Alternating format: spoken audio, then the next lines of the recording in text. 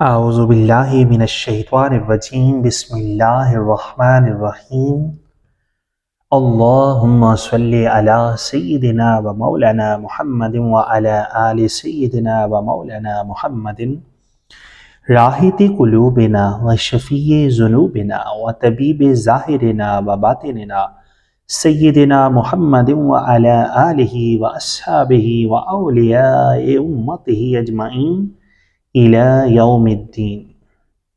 تصوف قادری کے تمام ویورز کو میری طرف سے السلام علیکم ورحمۃ اللہ وبرکاتہ۔ میں ہوں آپ کا خادم، آپ کا نوکر اور مرشد کریم کے در کا ادنا سا غلام ساجد علی قادری امیری۔ سامعین محترم، آج کا ہمارا ٹاپک انتہائی امپورٹنٹ ہے۔ آپ سب سے گزارش کروں گا کہ ویڈیو کو آخر تک ضرور دیکھیے گا۔ نماز حقیقی کیا ہے؟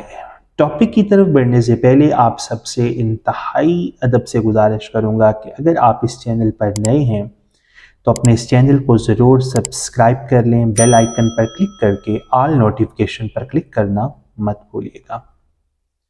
سامعین محترم، نماز 4 قسم کی ہوتی ہے۔ نمبر 1 نماز شریعت، نمبر 2 نماز طریقت، نمبر 3 نماز معرفت، نمبر 4 نماز حقیقت۔ سامعین محترم، حضور علیہ السلام کا فرمان ہے، ایک نماز ظاہری ہوتی ہے جو صرف فرض ادا کرنے کی حد تک ہوتی ہے۔ ایسی نماز میں باطنی کیفیات انسان کو میسر نہیں آتی، جیسا کہ حضور سیدنا غوث اعظم رضی اللہ تعالی عنہ فرماتے ہیں کہ نماز اللہ کے حضور مناجات پیش کرنے کا نام ہے، اور مناجات کا محل دل ہے، اور اگر دل حاضر نہ ہو تو قلبی نماز باطل ہو جاتی ہے۔ اسی طرح کشف المحجوب میں حضور داتا گن بخش حجویری صاحب رحمۃ اللہ تعالی علیہ نے حضرت خواجہ اویس کرنی رضی اللہ تعالی عنہ کا ایک قول نقل کیا، جس میں آپ فرماتے ہیں کہ وہ نماز انسان کو جہنم کے آخری گڑھے تک لے جاتی ہے جس نماز میں انسان کا دل حاضر نہ ہو۔ اسی طرح قرآن کریم میں سورۃ الماعون کی آخری 2 آیات میں آیا ہے، فَوَيْلٌ لِّلْمُصَلِّينَ الَّذِينَ هُمْ عَنْ صَلَاتِهِمْ سَاهُونَ الَّذِينَ هُمْ يُرَاءُونَ وَيَمْنَعُونَ الْمَاعُونَ، کہ تباہی ہے، بربادی ہے ان نمازیوں کے لیے جو اپنی نماز سے بے خبر ہیں اور جو لوگ دکھاوا کرتے ہیں۔ سامعین محترم، حدیث کا مفہوم ہے کہ لا صلاۃ الا بحضور القلب، یعنی قلب کی حاضری کے بنا کوئی نماز نہیں۔ سامعین محترم، نماز طریقت جو حضور علیہ السلام کا 53 سال کا حصہ، آپ صلی اللہ علیہ وآلہ وسلم کا ہر عمل نماز ہے، لیکن وہ نماز طریقت ہے، اور نماز طریقت اور نماز حقیقت ایک دوسرے میں جذب ہیں، یعنی دونوں ایک دوسرے کے بنا نامکمل ہیں۔ نماز حقیقت وہ نماز ہے جسے حضور دنیا سے غافل ہو کر غار حرا میں ادا کیا کرتے تھے، اور پھر دنیا میں آ کر نماز طریقت نبھاتے تھے، اور نماز معرفت ان دونوں نمازوں کے درمیان حجاب و پردے کا نام ہے، جسے رکھنا بھی بے انتہا ضروری ہے۔ سامعین محترم، نماز شریعت فرض نماز سے بھی انکار نہیں کیا جا سکتا، لیکن 53 سال کی عمر میں یہ نماز فرض کی گئی، اور اس نماز کے اندر دعا ہی دعا ہے تاکہ ہم آگے صراط مستقیم کے سفر کو تلاش کریں، کیونکہ حدیث کا مفہوم ہے الصلاۃ المعراج المؤمنین۔ سامعین محترم، الف کے اوپر زبر ہے، اور زبر خاصہ میں آتی ہے، یعنی خاص نماز مومن کی معراج ہے، اور معراج ملاقات اور دیدار کا نام ہے، اور مومن کا تعلق بھی قلب کی نورانیت کے ساتھ ہے۔ مومن وہی ہے جس کا قلب نور علی نور ہو گیا، بس اسی کو ہی یہ ملاقات نصیب ہوتی ہے۔ لیکن ہم دعائیہ نماز پڑھ تو رہے ہیں، ہمارا غور و فکر بھی نہیں، کیونکہ ہم دنیا دار لوگ صرف دنیا یا حور و قصور کے لالچ میں پڑے ہوئے ہیں۔ ان دونوں سے نکلے تو اگلے راستے ہمارے لیے ہموار ہوں۔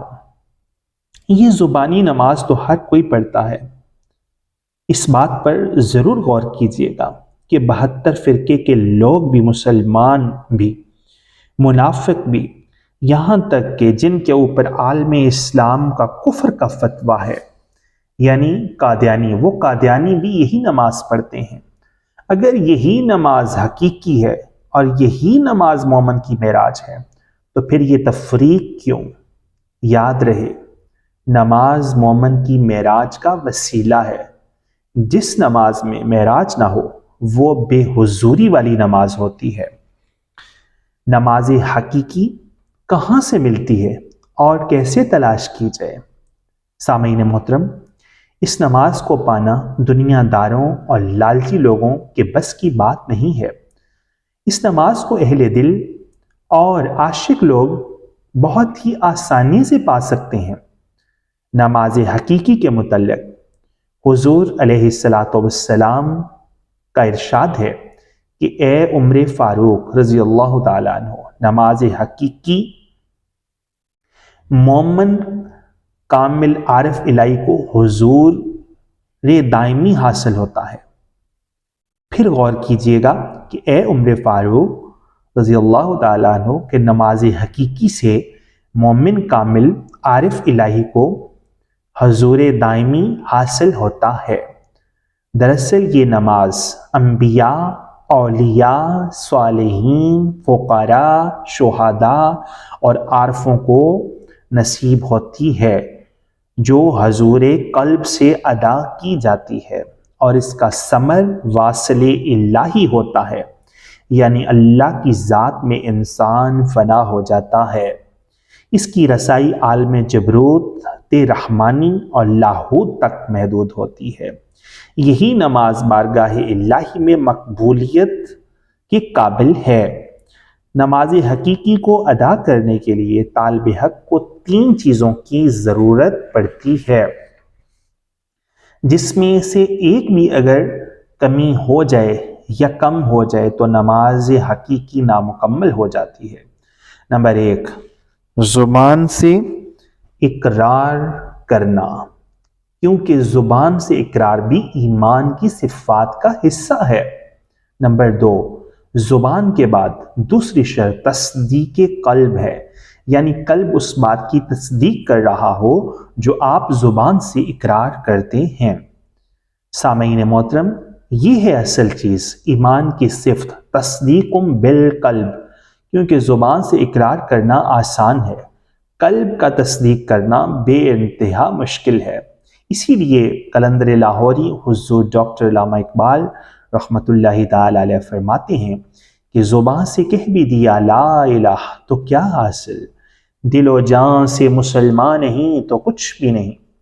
حضرت سخی سلطان باہو رحمۃ اللہ تعالی علیہ فرماتے ہیں کہ قائم نماز سے مراد اپنا چہرہ اللہ کی طرف کرنا ہے، یعنی اس کی آنکھوں سے اسے دیکھنا۔ جب تک یہ چہرہ آپ کا ہوگا، یہ چہرہ اس طرف قائم ہی نہیں ہوگا۔ سب سے پہلے تو مرشد کامل سے یہ سیکھنا ہے کہ اپنی ذات کو کیسے بھولنا ہے، اور اس چہرے کو، ان آنکھوں کو اللہ کی آنکھیں کیسے بنانا ہے۔ اگر آپ ہیں تو پھر دیدار نہیں ہو سکتا، اور اگر آپ نہیں، وہی ہے تو وہ اپنا دیدار کرنا خوب جانتا ہے۔ سامعین محترم، حدیث کا مفہوم ہے کہ اللہ تعالیٰ نہ تمہاری صورتوں کو دیکھتا ہے اور نہ تمہیں، وہ تمہارے دل اور تمہاری نیتوں کو دیکھتا ہے، اور اگر نیت ہی اندر سے باطل ہو جائے تو پھر پیچھے کچھ نہیں بچتا۔ اگر ہم میں سے کوئی انسان نماز پڑھتا ہو، تسبیحات پڑھتا ہو، تہجد پڑھتا ہو، اسے اس کی تسبیحات کے بدلے کچھ انعام و کرام بھی مل جائے تو وہ انعام و کرام دنیا تک محدود ہو جاتے ہیں، وہ آگے جا کے بھی تو دیدار حق سے محروم رہے گا، کیونکہ سورۃ الاسراء میں آیا ہے من کانا فہذہ اعمی، یعنی جو لوگ یہاں پر اندھے ہیں وہ وہاں پر بھی اندھے رہیں گے۔ سامعین محترم، مختصر کیے دیتا ہوں اور آخری بات آپ کو سمجھا دیتا ہوں، آپ غور کیجئے گا اور اس بات کو پلے باندھ لیجئے گا کہ نماز حقیقی وہ نماز ہے جو طالب کو یار سے ملا کر واصل حق کرتی ہے، اور سامعین محترم یہ نماز بھی حقیقی امام کے بغیر نہیں ادا ہوتی، اور وہ امام باواسطہ مرشد کامل خود حضور علیہ السلام ہیں، اور یہ نماز مرشد کامل کے سینہ سے آپ کو ملتی ہے۔ اس نماز کو پانے کے لیے اول مرشد کامل کی تلاش ضروری ہے۔ اللہ کریم ہم سب کو کاملین کی صحبت عطا کرے، اور جن کو کاملین کی طلب ہے وہ اس پلیٹ فارم سے بھی رہنمائی حاصل کر سکتے ہیں۔ وصلی اللہ تعالی علی حبیبہ خیر خلقہ نور عرشہ وزینت فرشہ سیدنا محمد وعلی آلہ واصحابہ اجمعین برحمتک یا ارحم الراحمین۔ اگلی آنے والی ویڈیو تک کے لیے اپنے اس خادم کو، اپنے اس نوکر کو اجازت دیجیے۔ اللہ نگہبان، فی امان اللہ۔ ویڈیو کو لائک کریں اور جتنا ہو سکے حق بات کو شیئر کریں۔